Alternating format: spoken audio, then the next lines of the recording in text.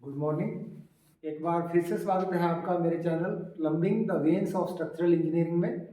हमारा जो आज का टॉपिक है वह है plumbing materials and their use, यानी प्लम्बर सामग्री और उसका अनुप्रयोग। तो आज हम सीखेंगे कि प्लम्बिंग सामग्री क्या होती है और उसको कहाँ कहाँ यूज किया जाता है।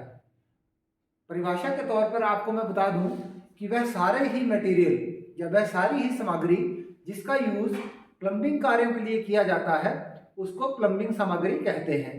अब जो प्लम्बिंग सामग्री है उसमें वह प्लास्टिक निर्मित भी हो सकती है या धातु निर्मित भी हो सकती है, मतलब मेटल से बनी हुई या प्लास्टिक से बनी हुई कोई भी सामग्री होगी जो प्लम्बिंग कार्यों के लिए यूज की होगी वह प्लम्बिंग सामग्री कहलाएगी। इन सामग्री का यूज होता है पाइपें, जो हमारी वाटर पाइप्स हैं यानी जल की पाइपें बनाने में, वेस्ट पाइपें बनाने में, नलकों के निर्माण में, या फिर अन्य ऐसे चीज़ें जिनका काम प्लम्बिंग से संबंधित है।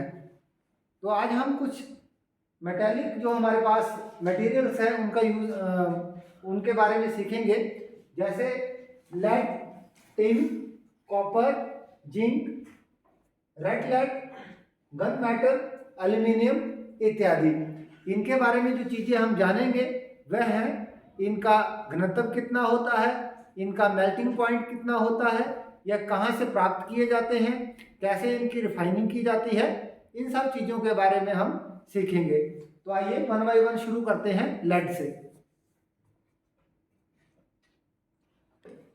तो आइए पहले हम जानते हैं कि लेड होता क्या है। तो लेड हमें मिलता है गलेना नामक अयस्क से। जो ये अयस्क है ये हमें खानों से प्राप्त होता है। जब खानों से हमें गलेना अयस्क प्राप्त होता है तो ये पूरी तरह से अशुद्ध अवस्था में पाया जाता है। इसको रिफाइन करके शुद्ध किया जाता है। जो हमारे पास लेड है यानी सीसा, इसका गलनांक बिंदु यानी मेल्टिंग पॉइंट होता है 330 डिग्री सेल्सियस और इसका घनत्व होता है 11.4। अगर हम बात करें इसकी विशेषता की तो सीसा नरम होता है व मेलेबल होता है। इसको लंबी तारों के रूप में खींचा जा सकता है। इसको ये इतना नरम होता है कि इसको तेज धार वाले चाकू से काटा भी जा सकता है।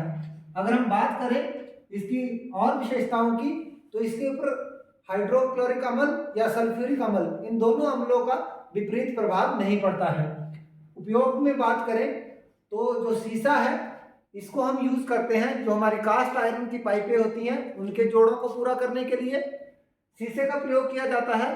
शोल्डर बनाने में या किसी और प्रकार की जो मिश्र धातुएं होती हैं उनको बनाने में भी लेड का प्रयोग किया जाता है। तो आइए अब हम समझते हैं कि टिन क्या होता है। जो टिन मटेरियल है उसको हम प्राप्त करते हैं इसके अयस्क कैस्टेराइट से या टिन स्टोन से। टिन स्टोन को जब हम प्राप्त करते हैं तो यह अशुद्ध अवस्था में होता है। टिन स्टोन को जब हम भट्टी में गर्म करते हैं तो गर्म करके ही हमें जो टिन है वह प्राप्त होता है। इसका जो गलनांक बिंदु है यानी मेल्टिंग पॉइंट है वो 231 डिग्री सेल्सियस है और इसका घनत्व है 7.3। इसकी जो विशेषता है यह नरम, डक्टाइल व मेलेबल होता है। इसको भी पतली चादरों व तारों में कन्वर्ट कर सकते हैं क्योंकि इसमें तन्यता होती है। अगर हम इसकी और विशेषताओं की बात करें तो जो वायुमंडलीय कुप्रभाव है उनका इस धातु पर असर नहीं होता है। जो टिन का उपयोग किया जाता है, जो हमारे प्लम्बिंग कार्य में टिन का उपयोग एक तो अलॉय बनाने में किया जाता है, इसका उपयोग शोल्डर बनाने में भी किया जाता है। इससे जो बर्तन वगैरह होते हैं या हमारे पास लोहे की पाइप होती हैं उसके ऊपर परत चढ़ाई जाती है टिन की, जिससे उस पर जंग नहीं लगता। बर्तनों में जो कलई की जाती है वह भी टिन द्वारा की जाती है। इसके अलावा जो हमारे खाद्य पदार्थ होते हैं उनके बर्त भी टिन से बनाए जाते हैं। इसका रंग सफेद चांदी जैसा होता है। तो आइए अब हम जानते हैं कॉपर के बारे में कि कॉपर क्या होता है। कॉपर को हम कहते हैं तांबा।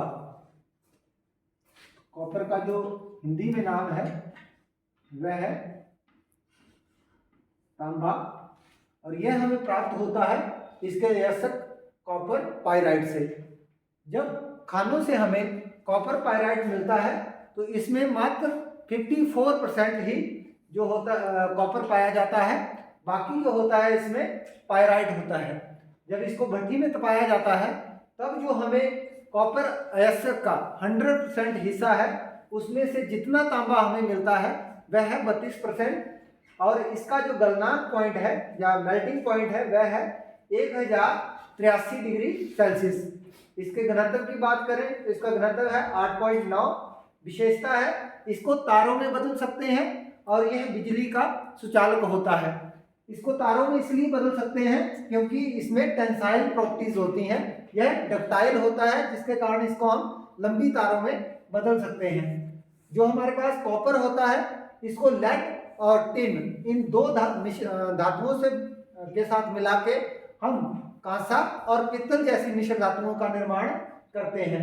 अगर हम बात करें इसके उपयोग की तो तांबा ज्यादातर इलेक्ट्रिकल पर्पस के लिए यूज होता है। जो भी विद्युत कार्य होते हैं उनमें तांबे का अधिकांश रूप से प्रयोग किया जाता है। पानी की पाइपें बनाने में भी तांबे का प्रयोग किया जाता है।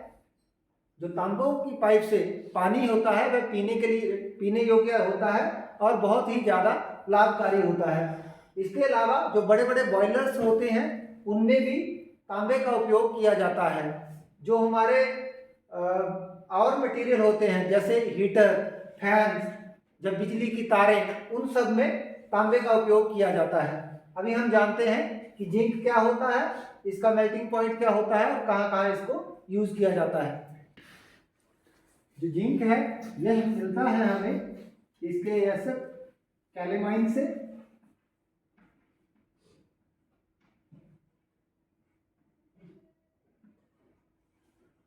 कैलेमाइन भी खानों में हमें जो है इम्प्योर अवस्था में पाया जाता है और इसको गर्म करके हम इससे जिंक को एक्सट्रैक्ट करते हैं, मतलब निकालते हैं। इसका जो मेल्टिंग पॉइंट होता है वह होता है 420 डिग्री सेल्सियस और इसका घनत्व हम बात करें तो वह है 6.9।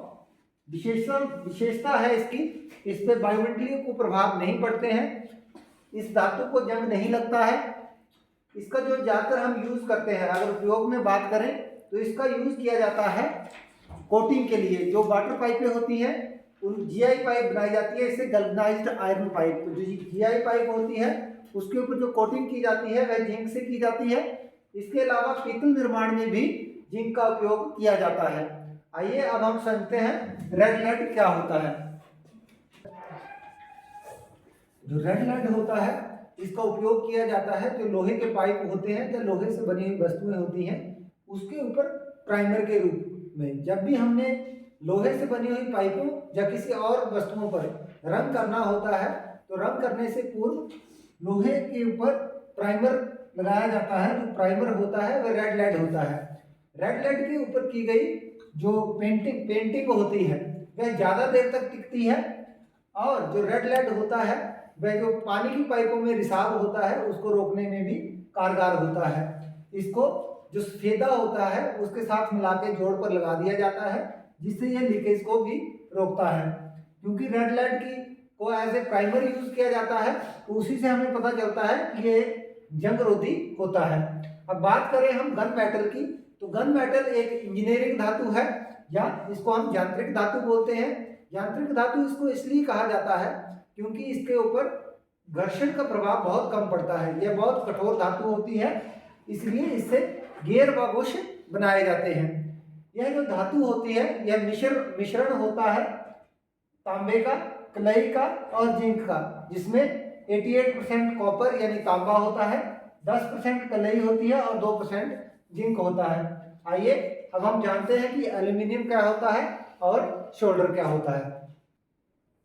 एल्यूमिनियम को प्राप्त किया जाता है इसके बॉक्साइट व क्रायोलाइट से। इसका जो गलनांक है वह है 659 डिग्री सेल्सियस और जो घनत्व है वह है 2.7 ग्राम पर सेंटीमीटर क्यूब। ये क्यूब है। इसमें आपको मैं बता दूं जितनी भी डेंसिटी आपको मैंने बताई है ये सारी ग्राम पर सेंटीमीटर क्यूब में है।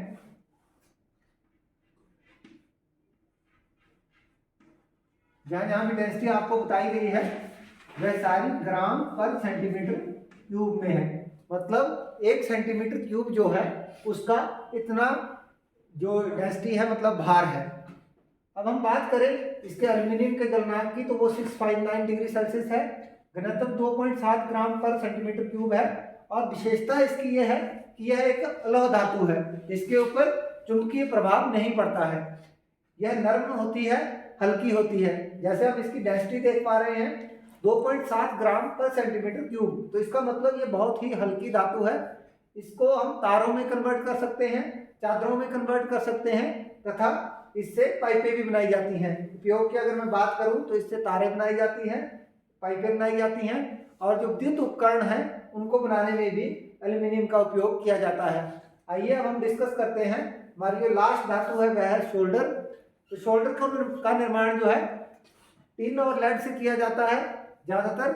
इसके अलावा और भी हमारे पास कुछ मेटल्स हैं जिनको मिला के शोल्डर को बनाया जाता है। आइए इसको डिटेल में समझते हैं। शोल्डर एक मिश्र धातु है जो टिन, लेड, कॉपर, एंटीमनी जैसी धातुओं को मिला के बनाई जाती है।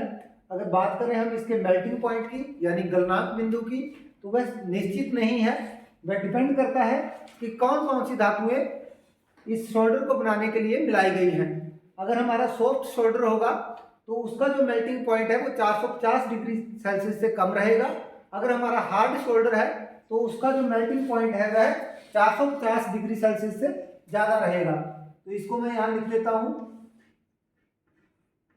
सॉफ्ट के केस में लेस देन 450 डिग्री सेल्सियस और हार्ड के केस में ग्रेटर देन 450 डिग्री सेल्सियस। अगर बात करूं डेंसिटी की, तो डेंसिटी भी वेरी करती है। जिस तरह से हमारा मिश्रण होगा उसी तरह से घनत्व होगा। जो हमारे हार्ड शोल्डर होते हैं वह भारी होते हैं, इसलिए उनकी डेंसिटी ज़्यादा होती है, और जो हमारे सॉफ्ट शोल्डर होंगे वह हल्के होंगे तो उनकी डेंसिटी भी कम रहेगी। बात करूं उपयोग की, यूज़ कहाँ कहाँ किए जाते हैं, तो शोल्डर का यूज़ किया जाता है ज़्यादातर टांका लगाने में, और जो हमारे पास पाइप के जॉइंट होते हैं, लेड पाइप्स होती हैं, हमारे पास कॉपर पाइप्स होती हैं, उनके जोड़ों को भरने में। तो दो जगह पे इसका यूज़ किया जाता है, एक तो टांका लगा के जोड़ लगाने में, दूसरा जो हमारे पाइप जोड़ होते हैं उनकी फिलिंग करने में। दोनों पर्पस में जोड़ ही लगाया जाता है। तो ये थी हमारी प्लम्बिंग मटेरियल्स जो रिलेटेड थी, कुछ lead, tin, copper, zinc, red lead, gun metal, aluminium, solder. Red lead की तरह व्हाइट लेड भी होता है।